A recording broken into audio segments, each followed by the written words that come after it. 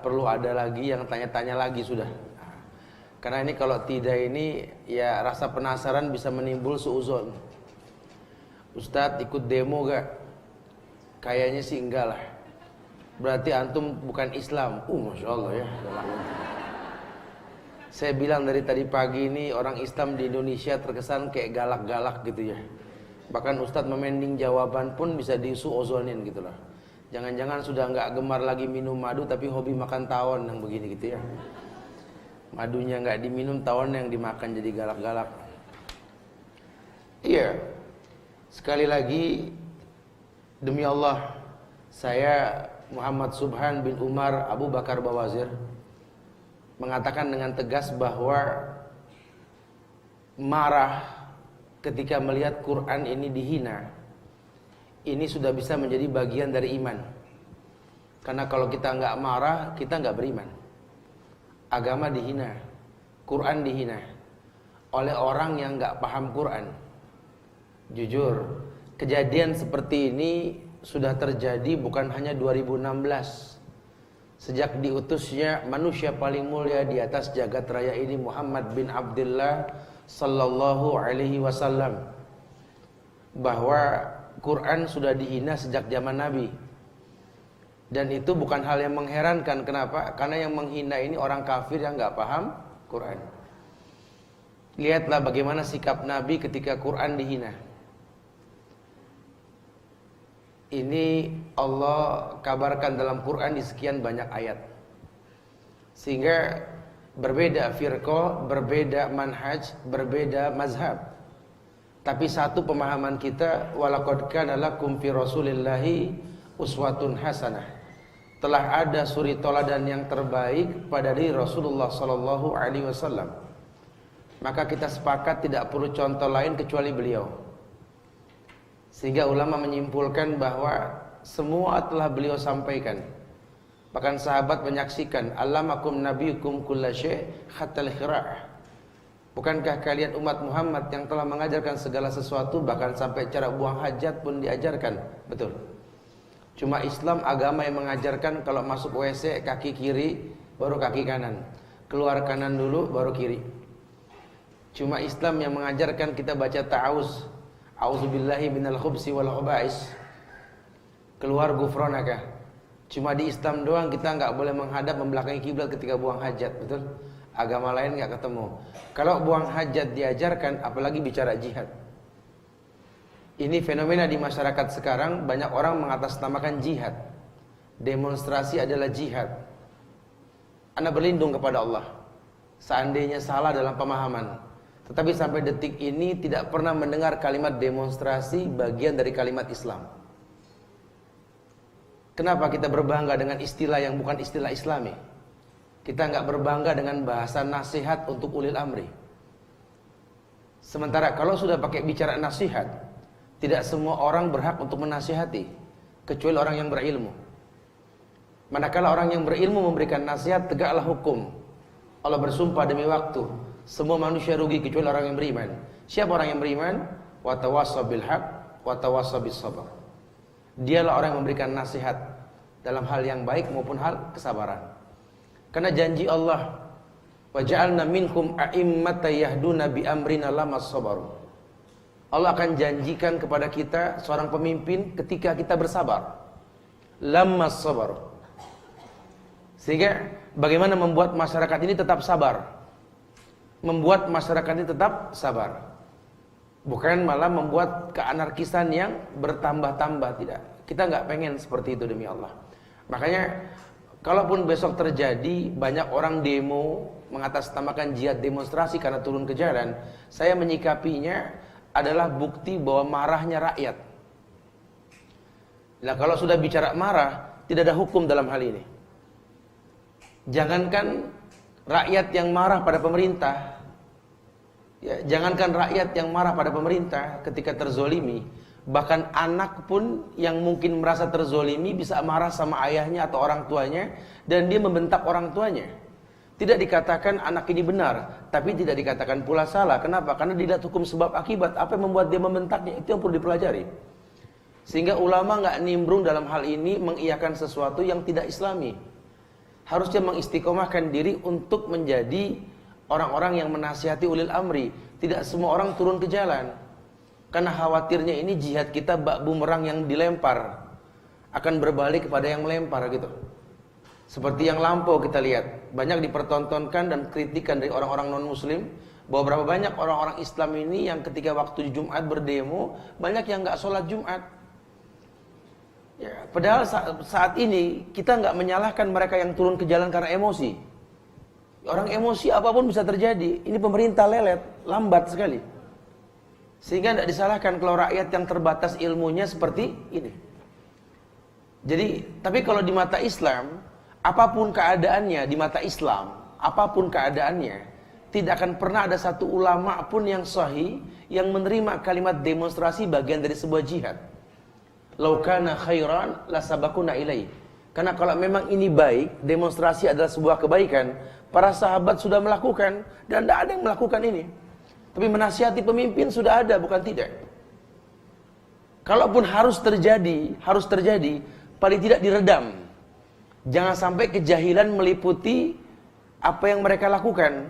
Sampai perempuan turun ke jalan, ya jangan. Sebanyak apapun perempuan turun ke jalan gak membuat gentar hati para laki gitu loh. Karena memang bukan di situ tempatnya jihad. Yang dikhawatirkan malah nanti selfie depan spanduk gitu loh. Ini kan berbahaya sekali. Ya, jangan.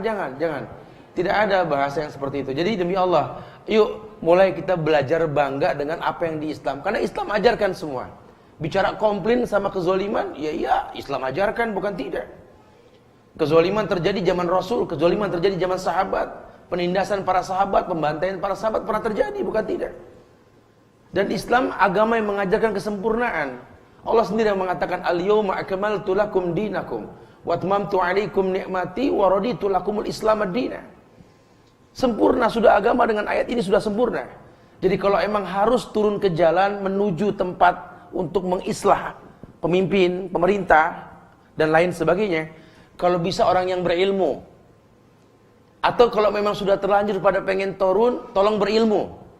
Jangan mempertontonkan hal yang sifatnya serampangan. Gitu ya.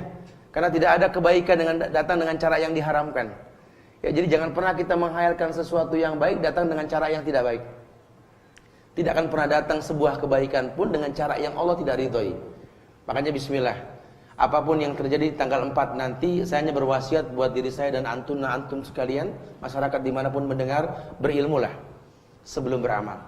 Supaya tidak keanarkisan ini menimbulkan mudarat yang lebih besar. Wallahi, wa innallaha ta'ala la yunalu ma indahu illa bita'ah. Ajmilu fit talab. Semua yang baik yang kita inginkan, yang bangsa ini inginkan, yang seluruh masyarakat muslim di negeri ini inginkan, adanya di sisi Allah. Dan semua yang di sisi Allah ini tidak mungkin datang dengan cara yang Allah murkai.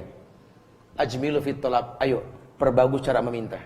Allah janjikan kemuliaan. Apa janji Allah? Wa ja'alna minhum a'immatan yahduna bi amrina lamma sabaru. Istiqomah dalam kesabaran, stabilkan iman. Allah janji pemimpin mulia akan datang ke negeri ini.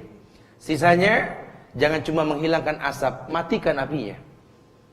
Karena penyebab kezaliman terjadi ketika Rasulullah SAW kabarkan kepada kita. Respek dalam dada musuh kita hilang karena kita yang menghilangkan. Apa kata Rasulullah? Yusikul umam an tada'iyal aklatu ila qas'atiha.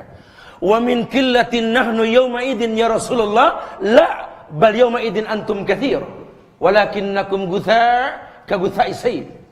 Wala yanzi'anna Allah min suduri aduwikumul mahabbah minkum. Wala yakdhifanallahu fi qulubikumul wahn. Wa mal wahn ya Rasulullah? Hubbud dunya wa karahiyatul maut. Ini yang dikhawatirkan.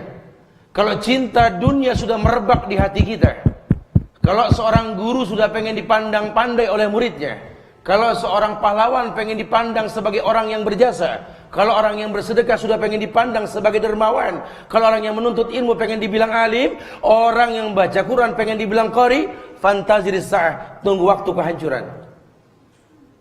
Maka manage emosi kita esok hari. Lihat sababnya. Apa kata Rasulullah? Masanya sudah dekat. Dulu zaman Rasul belum terjadi, akan terjadi. Orang di luar kalian akan menggiring kalian seperti menggiring ke meja makan. Mudahnya orang Islam digiring ke meja makan. Satu orang bisa mewakili 100 orang. Lihat, satu orang kafir bisa bikin geger Indonesia, betul? Masya Allah. Terjadi. Nabi hanya menyimpulkan bahwa Allah ambil dari hati musuh kalian respect dari kalian. Sehingga adanya musuh membuat pelajaran buat kita. Oh iya, ternyata banyak orang Islam yang tidur selama ini. Dulu nggak ada yang ngehin tuh di Al-Maidah ada ayat 51, betul ya? Sekarang semuanya tahu ayat 51, betul lah. Dulu orang Islam nggak ada yang tahu tuh kalau namanya memilih pemimpin itu ada di Quran. Sekarang semua tahu, betul? Ini hikmah. Bukan berarti kita senang dengan ada orang yang seperti ini, kita nggak senang. Kita nggak pengen terulang. Makanya sebelum datang orang seperti ini Allah turunkan sama kita buat pelajaran. Yuk perdalam Quran. Hudan linnas wa bainati minal huda wal furqan. Ini Quran petunjuk buat manusia, pembeda antara yang hak dan yang batil. Makanya mudah-mudahan dengan hikmah ini yang terjadi, apapun yang terjadi, ya, demi Allah, orang Islam pintar mengistimbatkan hukum. Apa hukum yang disimpulkan? Bahwa dengan ada kejadian ini Allah pengen kita lebih dekat dengan Quran. Supaya nggak ada lagi kasus yang berikutnya. Karena fitnah ini akan terus bergulir. Ya, orang-orang yang menginjak Quran akan makin banyak. Buat kita buktikan jangan sampai ada orang kafir menghina Quran kembali insyaallah. Ya, jadi semoga Allah berikan kemuliaan buat bangsa ini, buat negeri ini. Nasihat kami hanya satu, berilmulah sebelum beramal. Sehingga kesabaran bisa stabil, datang kemuliaannya akan datang insyaallah, ya. Deh, setelah ini nggak ada yang bertanya lagi.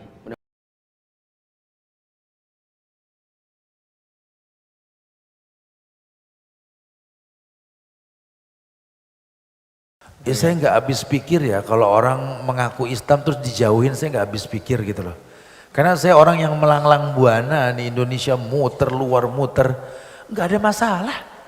Saya nggak habis pikir kalau Anda sunnah terus nggak bisa bergaul, saya nggak tahu kenapa.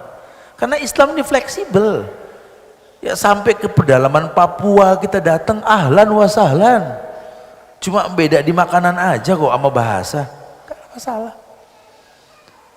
Sampai ke penambangan batu opal di Lightning Ridge yang dominasinya non muslim, cuma ada 6 kepala keluarga yang Islam dari tahun 60-an saya datengin, gak ada masalah, kenal sama ini.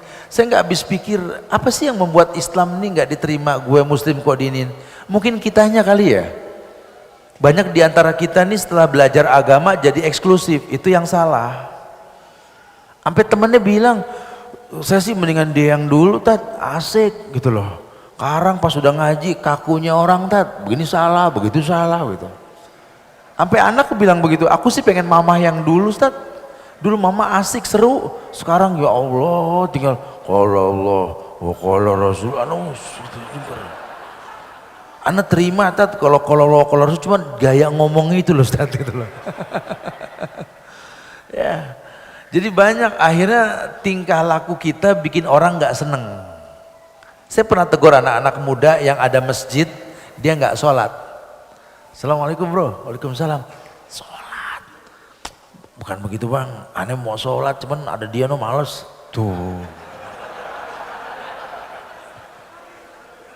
Jadi orangnya bukan masjidnya. Nah ini mungkin kitanya ini gitu loh. Jadi menegangkan gitu loh. Ini yang sangat disayangkan. Kayak beginilah, begini. Ini mumpung kumpul anak-anak muda nih. Tiap Ramadan itu kan hiporianya keributan doa berbuka puasa sama terawih, betul? Setuju ya? Nah, kalau terawih anak gang 11 sama anak gang 23 berantem mulu, betul ya? Kalau doa berbuka puasa kelompok Allahumma lakasumtu sama dahabadoma ribut mulu. Kata yang Allahumma lakasumtu, ana sih nggak bisa nerima, ana nggak bisa nerima. Kenapa? Ana dari SD udah Allahumma lakasumtu, sampai udah punya cucu, tetap Allahumma lakasumtu. Ini orang baru ngaji, dibilang ana bid'ah, suruh ganti dahabadzoma, enggak lah yau, begitu dia bilang. Aduh ya. Sebenarnya sih begini Pak, jangan diperdebatkan masalah apa yang dibaca, nanti akan kejawab sendiri. Yuk belajar.